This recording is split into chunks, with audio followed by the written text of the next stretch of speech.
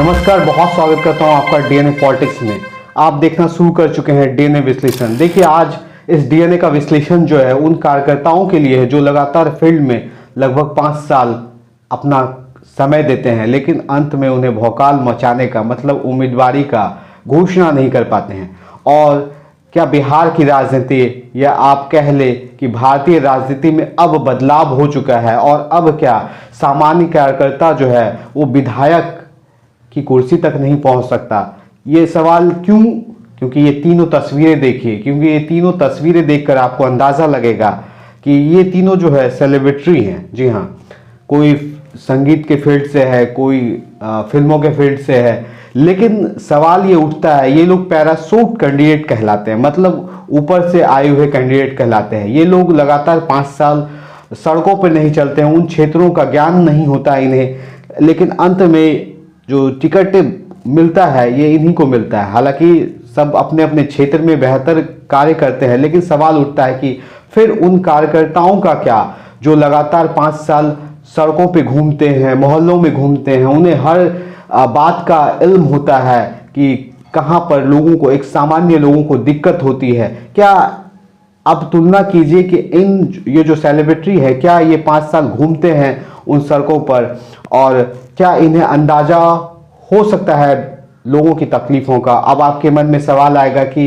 इनमें से कई जो अभिनेता है, जो नेता बन चुके हैं, वो गरीबी से उठ के आए हैं। जी हाँ, गरीबी से तो उठ के आए हैं, लेकिन सवाल उठता है क्या इन्हें इस वक्त जो जिस तरह की राजनीति हो रही है उसका ज्ञान है, और क्या इस वक्त वर्तमान परिस्थितियों को ये लोग जानते हैं? ये लोग जहां जाएंगे हो सकता है कि भीड़ ही लगाएंगे। भीड़ आ सकती है, लेकिन क्या सामान्य लोगों के दिक्कतों को ये लोग समझ सकते हैं? अगर समझ भी सकते हैं तो फिर वो कार्यकर्ता जो जिला अध्यक्ष हैं, जो अलग अलग अध्यक्ष मनोनीत होते हैं एक एक जगहों के लिए, और ये तमाम जो खबर है ये सभी पार्टियों से है, सभी पार्टियों ने अलग अलग उम्मीदवार उठा लेते हैं, दे देते हैं, लेकिन उन जो कार्यकर्ता है, जो एक सामान्य कार्यकर्ता है अलग अलग पार्टियों का, वो केवल एक मूक दर्शक ही बना रहता है। और ये लोग जो है, चाहे वो राज्य के चुनाव में हो चाहे केंद्र के चुनाव में है, कई लोग हैं